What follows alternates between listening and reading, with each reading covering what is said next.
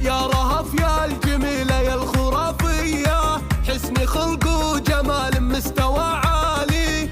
انت يا العز والله والشهامية، وانت احلى البنات مرة لجيالي. اي رهف عندنا هي لها اهمية، نجل عينها ترى يرخص لها الغالي. فارقة تارك مجد من سماوية، عربة هي ترى من عم وخالي. هي بنت الحمد نسل النداوية، نسل الأحرار والله ونسل الأبطالي. وأمها إيها يا محدن يجي زيها، ماخذة كل فعل حيها الفالي. إخوانك العز هم نسل النداوية،